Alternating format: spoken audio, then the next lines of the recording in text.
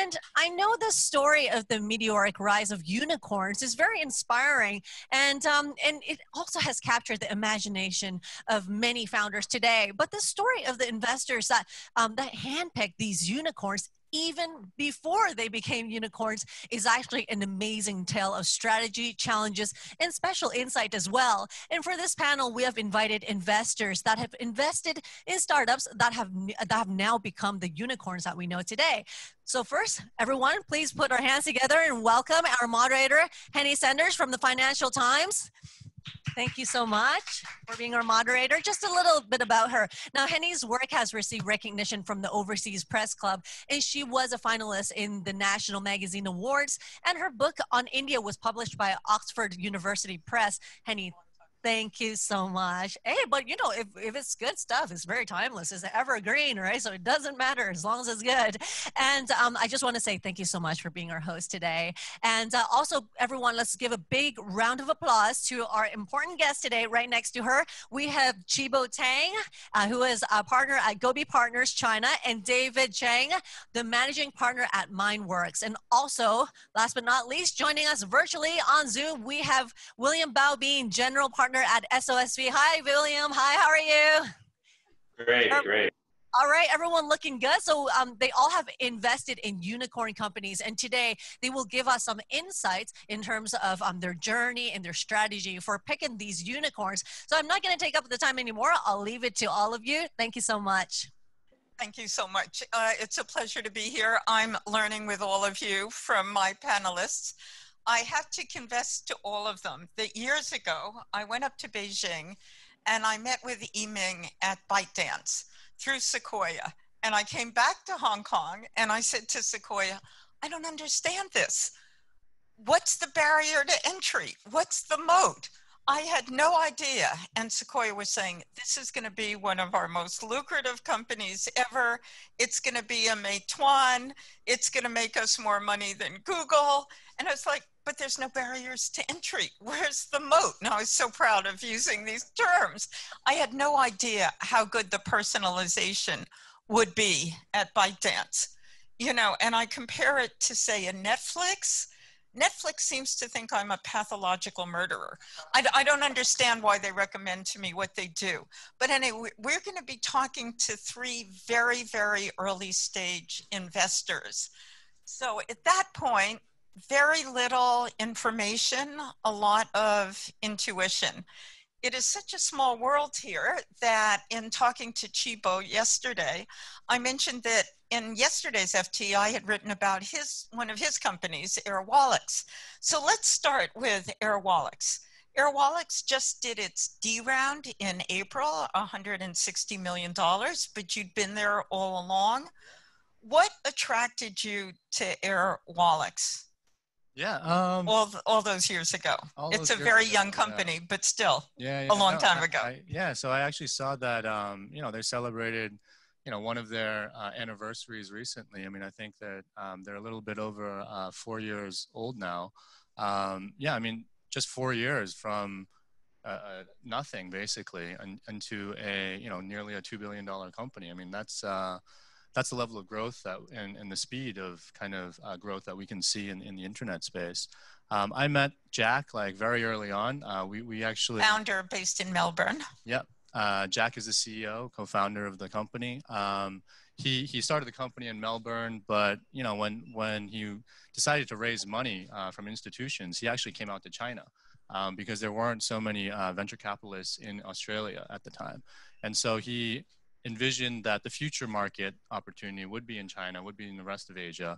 And so he came out early and met with, you know, a lot of top tier VC firms in China. And we were lucky enough to be one of them. How did you and he cross paths? Right. So there was actually, you know, so I think it's just every venture capitalist who's been in the industry for a number of years. I mean, they'll have their own networks, right? And so there was a common friend that, you know, knew Jack from his Australian days, and he connected Jack with Gobi Partners. And so, you know, I met him in our Shanghai office at the time, and you know, at that point, he really just had a business plan and, you know, initial kind of software and a technology platform that he said was going to be amazing, right? So describe his business model. Right. And if you can parse it, you know, was it mostly on the strength of the entrepreneur that you put the money in? Was it on the strength of the business model? Right. Or was it on the scale of the opportunity in fintech, which is what Airwallex is? Right. No, I mean, to be honest, at that point, I mean, there really wasn't much, you know, business traction, right? There was nothing. And in fact, even after our investment for 2 years, I mean, they didn't sign on a single client, right? I mean, it was all about the technology development. So when I first met him, it was very much just about him, right? And the team that he had put together, his background, his expertise, you know, the way that we kicked off our conversation, and just talked about the future, right? And I think, you know, a lot of that future, like encompassed the size of the opportunity in the FX market, and the inefficiencies in the way that cross-border businesses, you know, transfer money abroad. And I think that's something that, you know, we talked a lot about. And if you look at our investment memo and our investment documents that we prepared at the time, they're actually very different from the business as it stands today. Really interesting.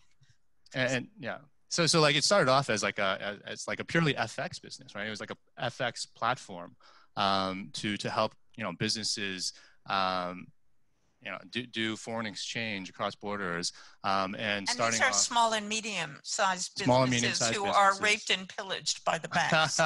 Exactly. Transaction fees, you know, long kind of processing periods, difficult to settle, and you have FX risk on top of that, right? But and so that's what we actually invested in the first round. But you know, gradually, I think it was around like Series A or Series B. I mean, Jack had a conversation with the CEO of Stripe at the time, and he would just realize, okay, well, actually, the money in this space is actually made in payments, right? It's not actually in the FX.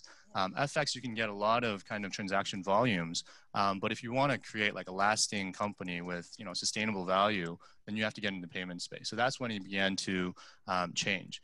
And I think, you know, for great entrepreneurs, the ability to adapt, the ability to kind of reinvent yourself constantly and question, you know, what you were doing before. I mean, that's like one of the key success factors. Before I turn to you, David, I'm going to ask you one more question. Chibo, you were saying for 2 years there were no customers. Did you ever think of pulling the plug? I mean, we were definitely worried, right? I'd be lying if I sat here and told you, no, everything was fine. I mean, like every board meeting, every time we saw Jack, we're just like, so when are we going to see some revenue, right? So when are we going to, you know, start getting some, and he's like, don't worry about it. It's coming, it's on the way, just have faith. And, you know, I mean, I think the way that the technology and the platform has developed, it's, you know, all credit to him, right? I mean, B2B takes time. It just takes time to develop, it takes time to roll out, implement, and for that to really scale. And I think over the last 2 years, you know, ever since it did start monetizing and bringing in clients, I mean, it's really taken off. Great.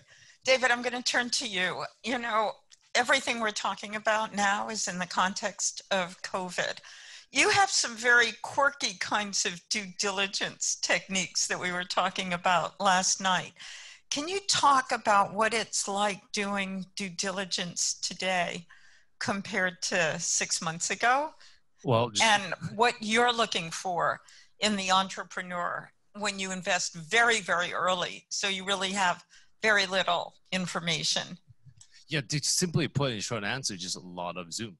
Lots of Zoom calls, and good thing that we have a team in sitting in Beijing. So internally in China, my team can travel quite quite freely in China and able to do the work for on-site DD. But you know, when it comes down to investments and cycles and stuff, we are okay to not to do a face-to-face or on-site DD, and we just have to trust the founders on these aspects. At the end of the day, when you invest in a company, it's really the founder plays a most critical role from our perspective. Yeah. So tell us about a meeting with an entrepreneur that worked out, and tell us about a meeting with an entrepreneur that didn't work out. That's a good question. I mean, 90% of the meetings doesn't work out. Might not be the entrepreneur, might be the business model, might be the market. But I'll tell you one case I worked out for is one of our unicorns under our belt, Move. We actually decided to invest in a company because it checks all three boxes. Number one, market size, logistics is big enough. Number two, the business model. The business model is not new. It's actually on-demand logistics, which is a Hong Kong invention. A lot of people don't know that. We basically took the call center model and changed it from analog to digital and bring it online. It was a natural progression. And number three, the person. A great founder. He is very articulate on how he wants to bring the company to 10 billion, 20 billion valuations, and he has complete clear path to that. Yeah. Do most of the entrepreneurs that succeed, do they have an overwhelming sense of confidence? I don't know if you ever met sort of athletes that have won gold medals. You know, they've beaten the odds. They're just incredibly confident people. Are successful entrepreneurs the most confident or the most insecure in your field? I think they're the most overconfident people that you meet, entrepreneurs. I think for today's day and age, overconfidence is actually could be a better trait than just than being underconfident. There's a massive halo effects around single founder companies. As you guys know, Elon Musk, Steve Jobs, blah, blah, blah. There's a big halo effect on this, and being overconfident as a founder actually able to amplify that halo effect and of course helps them on funding. Yeah. So David, I mean, you are so early stage and there's more and more money actually coming into early stage now. Do you find that you have to sell yourself to an entrepreneur? And what is an entrepreneur looking from you? When he says to you, why should I take your money? I'm going to be a unicorn. Anyone will want me. I think there's two parts to the question, right? The first part is, in the beginning, about 90% of our deal flow is really outbound. Really outbound. We go and reach out, to entrepreneurs and founders. Just like Lala Move, we actually cold called him and met him in Mongkok at their share office when they have only 30 people. But right now, as we develop a track record and reputation around the region, about 50% of the deal flows are more inbound now. So we really, people come to us for help. Even though we might not invest into a company, we're glad to help them out in any way we could. So to gain, a good reputation, really build up the network. And the second part to your question, second part is about. How do you sell yourself to an entrepreneur? Yeah. What are they looking for? And, why, if they say, why should I take your money, David, what's your answer? It goes back to the question one, because of the track record of what I've done. The VC game, I don't know if Chibo agrees, is a pure relationship model. VCs are supposed to be the super connector of the ecosystem, bridging investors, bridging LPs and founders across ecosystems. So William, I'm going to turn to you in Shanghai now. We had a great discussion this morning. I asked William to tell us the story of one of his companies. And one of the reasons that I thought it was so interesting was how realistic William is about the potential scale and the limits to that scale when he talks to entrepreneurs. Can you share with us the story of SnapAsk? Sure. So we met SnapAsk 2015. They had just launched, they had some customers, they're just starting with revenue. And for China Accelerator and Mox, we get involved very, very early. We're a VC, number 2 most active VC in the world in terms of number of startups we invest in every year. But at the same time, we're early stage and we help through our 6 accelerators. So for China Accelerator, the idea was to help SnapAsk, which started in Hong Kong, expand out of Hong Kong. Because Hong Kong is great, but it's just not enough to build a 2C, a kind of consumer type of business. And so the idea is, can we help SnapAsk, which helps parents help their children do their homework at night. Most parents forgot how to do calculus a long time ago, so they need a little extra help on the homework. And so can that work in China? And we're very data driven.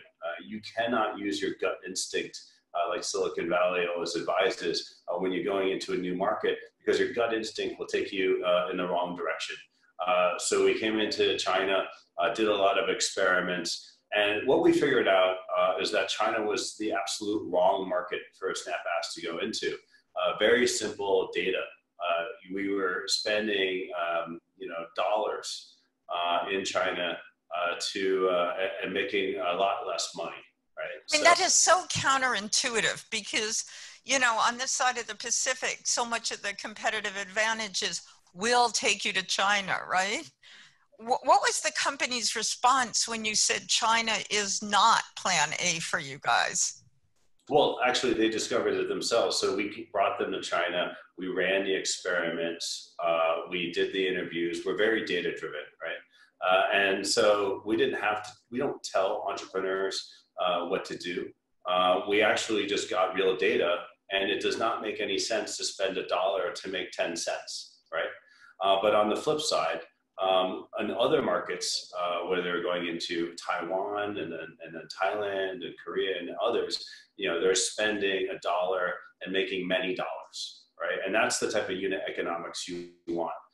So the goal here is when you go cross-border, you really need to be data-driven. It's not just about hiring local and being on the ground. You actually have to listen to your customers. And what the customers were telling us was that we love your service. But unfortunately, the unit economics, the customer acquisition cost in China was so high because of Baidu and Alibaba and Tencent that it just did not make any sense to launch here. So they're everywhere else in Asia except for China and doing very, very well. In fact, as an education app, I think the Hong Kong newspapers reported that in 2 months, they did the entire revenue of all of last year. And this is right after a Series B led by Asia Partners, $35 million in fresh capital into the company. Right before. Series B, right? Series B, yeah, Series B. So positioned extremely well, good timing, and then demand just picked up organically because of the difficult situation that we've been in. So they're not a unicorn yet. In fact, we are not hunting unicorns. We invest in 150 companies a year, and we're all about trying to help companies and entrepreneurs build businesses. We generally only invest in companies that have co-founders, not single founders, because Why is that? Statistically, they do a lot better. The vast, globally, we have the data. We just did our 1,000th investment, and companies led by co-founders do a lot better than single founders. Now, there's always the one. Do they have different skills? Well, yes, that's the whole thing. Unless you're Elon Musk and could do everything well, and most founders aren't like that, right? So you need tech, you need product, and you need to be able to, the ability to talk shit and sell, right? And so most people do not possess all three of those capabilities. So it also helps if you can trust somebody else and delegate to somebody else. That also shows that you're an entrepreneur that can scale. There are a lot of entrepreneurs in China that keep on firing their co-founders and their top senior leadership, and they are the unicorns that have fallen behind. So while Jack Ma at Alibaba has now, I guess, retired, he's got a deep bench, but there are other early unicorns from the early days that just have fallen further and further behind because they can't delegate. They fired their co-founders, and every single senior executive that's joined since then has not done well. So we have a bit of a system, but again, the bottom line is, we're trying to build businesses, and some of those become unicorns, but not all of them. And we're not hunting unicorns. They're mythical animals that don't really exist. Thank you for that note of realism. David, I'm going to turn to you, picking up on what William said. You've grown your company, from 30 people to 7,000. What happens when you think an entrepreneur that's good for an early stage doesn't have the ability to execute at a later stage? What do you do at that point when all of a sudden you're no longer aligned? The general trend on how to tackle that issue is the board will bring in a professional CEO or CFO to basically reshuffle the management level. However, from my case, from my experience, my entrepreneur that we've backed from 30 to 7,000 people actually grew mentally, and the way he managed his team actually grew with him as the company continued to grow. So happy story. Happy story. Tell us about a less happy story. Very, very lucky. And a less happy story, I would say, is we have seen companies that are able to get from 10 million valuation to 100 million valuation, raise about 13, 14 million US. And after the 100 million threshold, they're unable to manage the expectations of these new investors, including us, that we bring in, the metrics and the corporate governance that we want. And unfortunately for that case, it was a write-off investment for us. And we tried very hard to help the founder. We actually we advised him and took him to CEO training courses that we put in, and that did not help. So I think at the end of the day, when you back a company, especially in VC, you back the person, and yeah. William, back to you. All these companies have been the beneficiaries of COVID, these edutech companies. Does it all go in reverse if and when the threat of this pandemic recedes? Yeah, so most people, I think, in marketing understand that when people have big changes to their lives, like when they graduate from university or they have their first child, their habits change, right? It's a big change in their lives, and they make changes in how they approach the world, how they approach purchasing. And so this is one of those times. People's habits have been fundamentally changed by staying at home, by going online. And it's very difficult to walk that back. So I think what you're going to see is a massive acceleration, and we're already seeing it in adoption of digital and online to the detriment of traditional offline retail. Of course, travel is going to be hit. We're one of the most active investors in travel in Asia. We also happen to be the number 2 most active investor in education, online education in Asia. So it kind of balances it out. But the adoption has been just sort of amazing, and I think it will continue because people are now in the habit. They're okay with doing a lot of things online that they weren't previously okay with. So overall, putting this into numbers, in between January and April, the last 80 investments that I made over the last 2.5 years, they saw their revenue collectively go up 61%.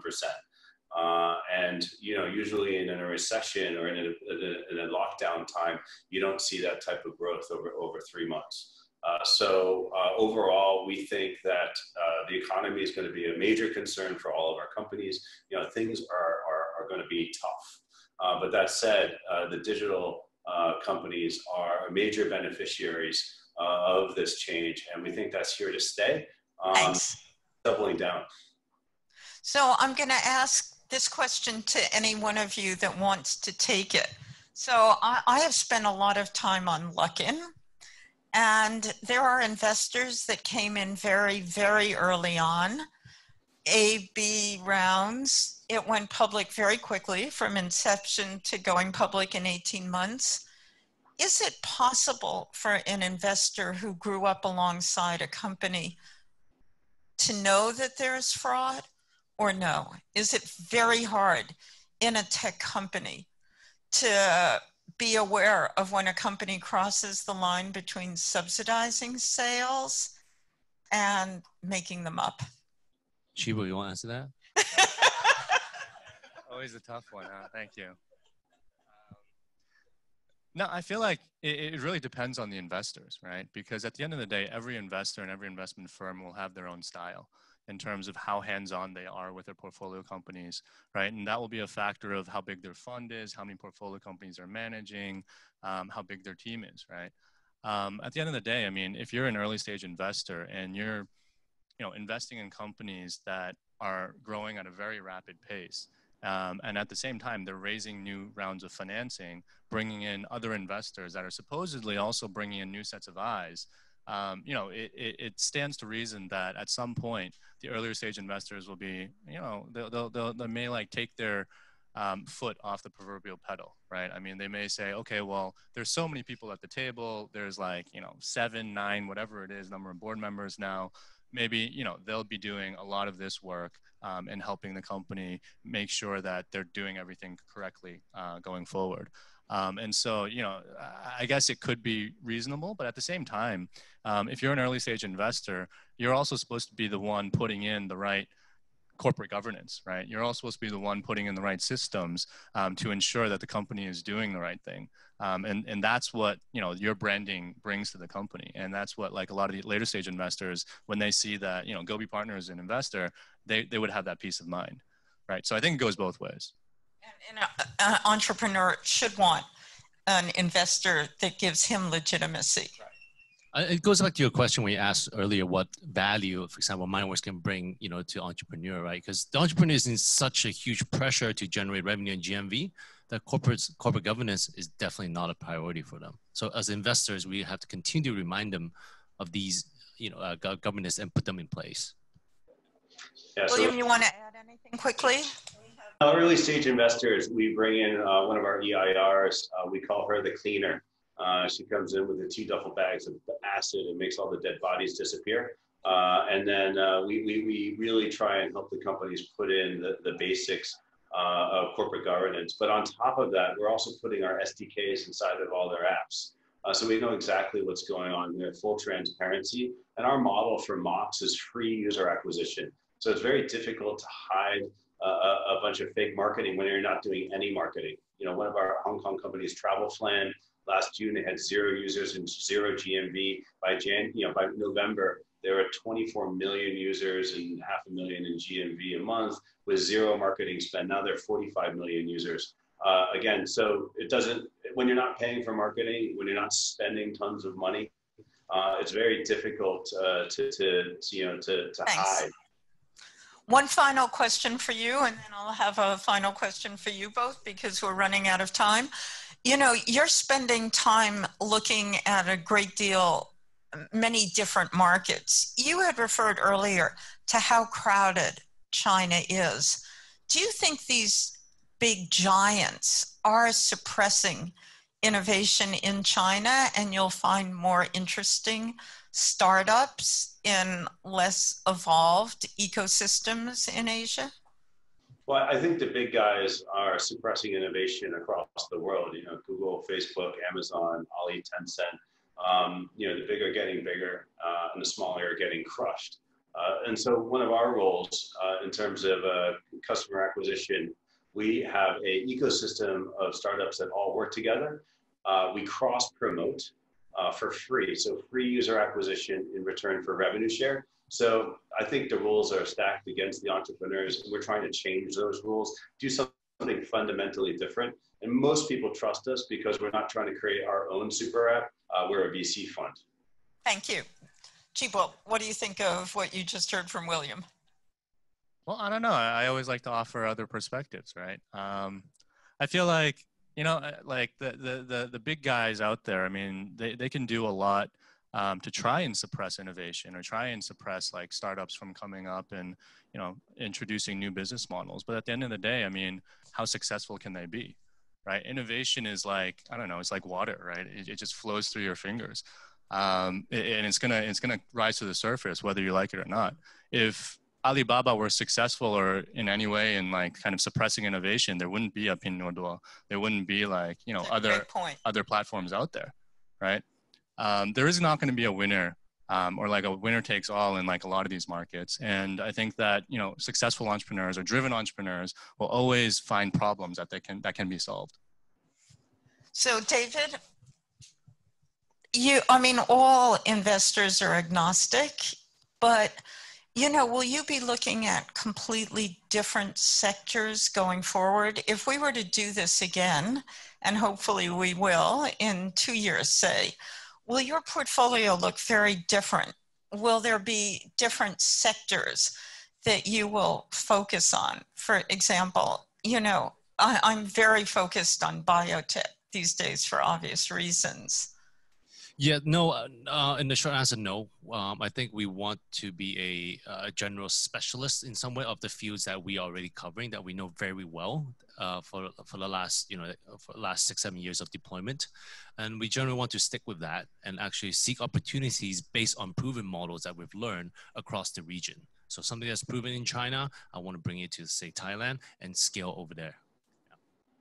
You know, last word for you, Chiho. We'll finish where we started. So Airwallex, which started out as an FX platform, is changing the whole infrastructure of international monetary system. You know, so you see how quickly tech can actually change the status quo.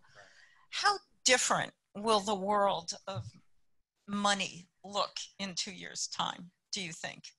Will we even be using cash? Will we be using much more cryptocurrencies, much more central bank digital currencies? I think, looking into the future is always hard, right? It's never easy to see how quickly like a technology can be created, how quickly it can be adopted, and how, adeptly a society can change as a whole. I feel like at this point, I mean, a lot of technologies are being introduced. Many of them are picking up in markets where, people are more open. The government is pushing those initiatives, right? You asked, in 2 years, are we going to see like cash remaining in society? And I'd argue that in China, you already don't see it, right? And so it's just like, okay, well, in other markets in the world, does the rest of the world, will there still be cash? The answer is probably yes, right? Because there's so much legacy systems, because the systems aren't in place that can enforce or promote like all of these new technologies to be used.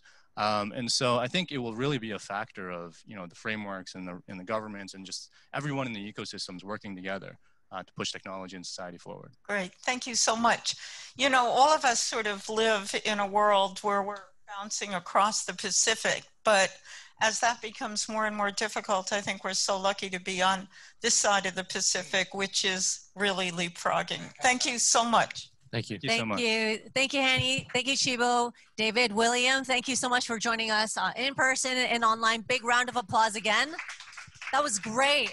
Actually, I really love that session. It's very interesting because I always try to make everything really layman, even for myself. But if you kind of listen back to what they were saying, it seems like they're trying to pick like a unicorn, like romantically, trying to pick the best person for their other half. But it's kind of like what they just said. William's looking for somebody who has a diverse gene pool by having a co-founder and not to trust, the gut feeling. And Chibo is teaching like, how to go through the rough bumps. And then David is about like how you're both choosing each other. I think that was actually a very interesting topic where everything kind of just intertwined together. I loved it.